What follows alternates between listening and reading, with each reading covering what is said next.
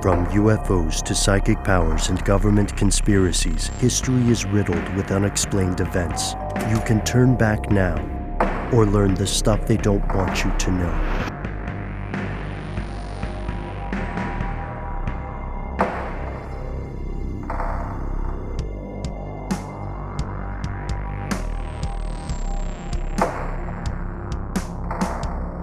And we're back, and we recently did an episode on the metaverse, the future of the internet, Web 3.0, all that good stuff. And, you know, some of the potential problems that could arise around a dystopian world where no one wants to go outside anymore, and they just sit and atrophy in their lazy boys, you know, while they're fed medications and vitamins and supplements through some sort of drip feed, all the while, you know, hanging out in a virtual world. Living their best life, or are they?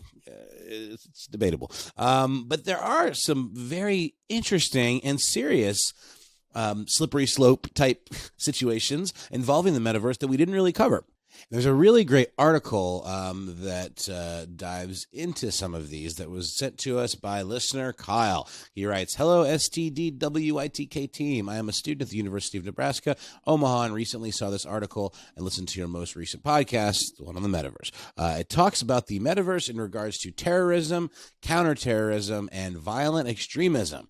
I thought that you guys would find it interesting. Great podcast. Keep it up." Kyle. Yeah, he's right. And there are parts of this article on The Conversation, which is an academic journal. Well, it's sort of like I don't know. It sort of looks more like a website like Vice or something like that, but it does appear to be largely populated by articles written by scholars, folks that are, you know, receiving grant money, think tanks, and the like. So this particular article is actually written by three different people. Sam Hunter is professor of psychology at the University of Nebraska. Austin C. Doctor, which is a great last name, who is an assistant professor of political science, again, at University of Nebraska. And Joel S. Elson, who is assistant professor of IT innovation at the University of Nebraska.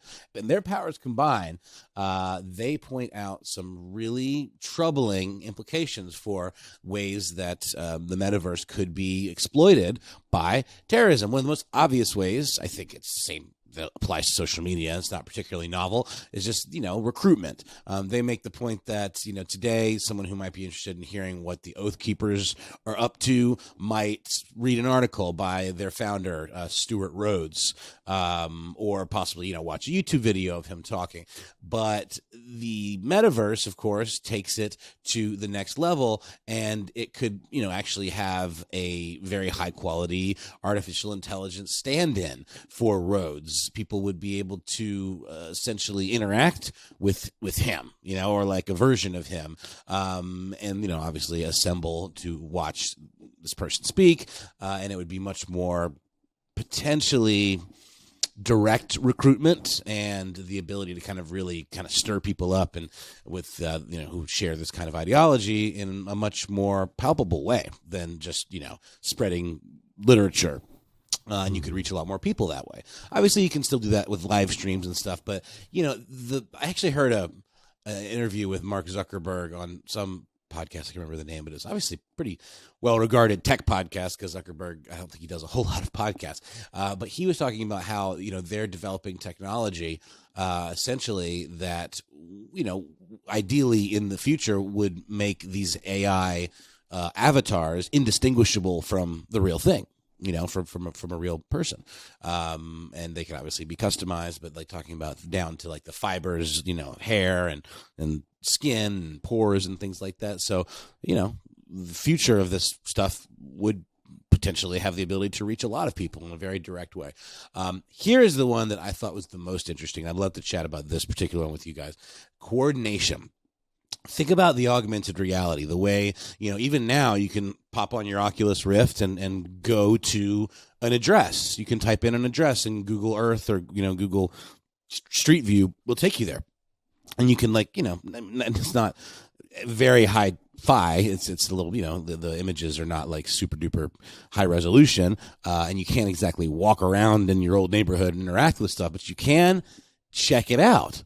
And chances are, I mean, you know, there might be a new paint job on a porch here and there, but chances are the permanent structures are going to be largely the same.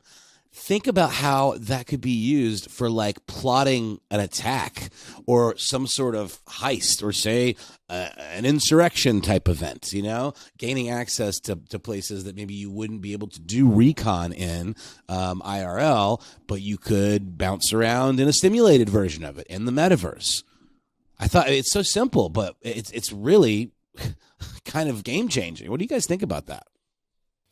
It's an interesting concept because we know that high-level thinkers and strategists within actual militaries use very similar modeling, not necessarily in a virtual world like that, but in a model, at least that's laid out. Think about I go back to this example all the time, but if you think about at the CIA museum, that model that they had of the compound where Osama bin Laden was allegedly captured, how they built an actual model of that from satellite imagery, and then they game planned exits, entries, plan A, plan B, plan C, and all of that, to where if something goes wrong, you know, we can change our actions and compensate for a problem. If you've got a fully realized virtual environment of a place that you wish to attack for any reason or for any ideological motivation, that could certainly be dangerous. My only counter argument to it is that you can pull off much of the same thing with standard satellite imagery that's available in other places, and it may be more effective than the virtual version. Maybe. Just because of the limits on the technology and what you can actually physically do. I think we're largely talking about like a next gen version of this stuff. You know what I mean? Like, because even, you know, I've played with your Oculus Rift before, Matt, and it does a good job of like keeping an eye on the space that you're occupying and keeping you within certain boundaries. But like, you're sort of limited. You can't just go running around doing drills. You know what I mean? To be fair, the Oculus that I have is, you know, it's the consumer version. There are many other ways into, you know, a 3D environment like that are not the Facebook Meta Oculus, that are more powerful, that, you know, are maybe connected through wires rather than the wireless system there, that have higher processing power, that are further advanced, I would say, than what you and I have experienced. Absolutely. I would say there's another aspect here, which I believe is mentioned in the article that you sent, Kyle, which is the idea of terrorism in a virtual sphere, just like classified as attacks. You know, we used to joke about Zoom bombing, but the article in the conversation references a very plausible scenario in which a 9/11 memorial is taken over, or, you know, is disrupted by bad faith actors. But it also reminds, like, we know people are going to do this. This is on the way. It's just a different expression of the same inclinations, tactics, and strategies. Like, I love hearing those stories of someone doing a prank in some virtual or public event. Like, there's so many stories of a disgruntled employee, you know, like the guy who's in charge of the roadside warning signs, just changing stuff on their last day. So when we're talking about terrorism in this way, you know, I think we do see a lot of precedents. Google Earth is a tremendous tool for vicarious exploration and for surveillance. And that's why so many things on Google Earth get blurred out for security purposes. Is this going to happen? Yes, absolutely. And it's not going to happen because it's a crazy, unprecedented thing. It's going to happen because it already has happened. These kinds of strategies predate social media. They predate the printing press. This is just another tool for people to use to enforce their ideology. But there's another point here, Noel. Now, it's really interesting to me in terms of kind of the soft science of recruitment and radicalization. Imagine you're a kid, you've grown up native to the metaverse or whatever it ends up being called, and you live in a world where it is challenging for people to figure out if they're talking to a real person or if they're talking to like a hologram, an AI generated deepfake. You meet a dead terrorist leader, right? Or you're a member of a neo-Nazi group online and they have created a Hitler of some sort, and you can be in this virtual space and you can speak to Hitler. That would be a very powerful tool for radicalization. Right. That's like a step beyond the Oath Keepers example that I mentioned. You're absolutely right. You could, Tupac hologram at Coachella, that business. Only, in the metaverse, there's going to be pockets. There's going to be pockets of this kind of extremism. By its very nature, you can't outlaw it. I mean, you can outlaw hate speech to a degree, but it's also really, it's going to be, if it is going to be an open and free internet, then this stuff is going to exist. And unless you can prove that they're doing recruitment or whatever, which is going to be really hard to do, just like it is right now on the internet, as it exists today. So it's a little weird. And it's just one of many potentially problematic scenarios that could crop up in this new online world. So something to keep an eye on.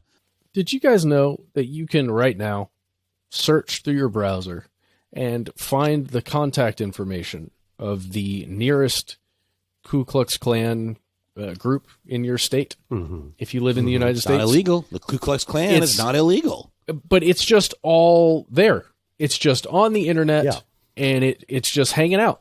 And you can find it. You don't have to do any kind of creative searching. You don't have to do anything with your browser or your network. You can just access it, and you've got the information. It's strange to me that type of radicalization is just so out in the open. But again, it is part of, as you're stating there, the open internet. And we've decided as a society that kind of thing can exist because all things must be able to exist. Or almost all things, right? So it's interesting that we're having these conversations just to see like where those lines will be drawn, how strong will those lines be, and who's going to decide what they are. I'd like to also take a moment to shout out first everything you guys are saying. I completely agree with. These are real dilemmas. These are tall milkshakes. These are Gordian knots. There's not really a way now to protect people from damaging crazy things without also eroding their freedoms, which are very, very important, and they're hard won, but in a moment of levity, I want to shout out the Mitchell and Webb look. If you guys like sketch comedy, fellow conspiracy realists, they're the same dudes who made Peep Show. I cannot deal with the social cringe of Peep Show, but it is a great show. Mitchell and Webb look. All you have to do is go to your browser of choice and type in Mitchell and Webb look Ku Klux Klan. They have a wonderful little reimagining, and it's brilliant writing. But it's also addressing a very important issue. Extremism is on the rise, not just in the U.S., but across the world, and not just in, the quote unquote global West. These groups are real. They do exist. And in some cases, they are being aided and embedded by people in power. And that's where we get to these scary parts of an equation. And I completely agree with Kyle with your point. Like, is the metaverse going to help people become their better selves, or is it just going to add more kerosene to the burning bonfire of crappy things people do to each other? Unfortunately, I think it's trending toward the latter. But we'll have to see. Maybe I'm wrong. Yeah. Maybe we should be hopeful. What do you guys think? Hopeful? Cynicism? Right. Quick disclaimer. Cautiously hopeless. Yeah. Quick disclaimer. Optimistically nihilistic. Yeah. Quick disclaimer, I only know about the KKK thing because I learned about it today as I was fact-checking episode 7 of the MLK tapes, which you can listen to right now. Plug. Sorry. Always be closing. Yeah. Always be closing, Matt. Always. You can have coffee. Mm-hmm. So now this leads us to ask the next question. We got a lot of response about our metaverse episode, and the same day we released it, by the way, I even added this in the meta. The same day we released it, Facebook stock tanked, like in the worst in the worst dip in the company's history. So not everybody's on board. If you're against the metaverse, you should know that other people agree with you. But if you think it's all just fear mongering and alarmism, everyone's entitled to your opinion, but I would ask you to read some of the papers that are out, some of the excellent research that Noel you've referenced earlier. These problems are real. People aren't making them up. The potential danger here is enormous, and it's on the horizon because something like the metaverse is inevitable. It's already happening. Yep. It's one of those genies that you can't shove back in the bottle, or badgers in bags, or what have you. But definitely, yeah, you should probably make another drinking game edition where when Noel says, definitely something to keep an eye on. I thought it was going to be when make your own drinking games. That's like giving yourself your own nickname. Oh, what were you saying, Matt? Nothing. I'm a genie in a bottle, baby. Well, okay. I'm a rule breaker too, Ben. I play by I follow no rules of man, only the rules of God. So on that note, we're going to take a quick break and be back with more messages from you.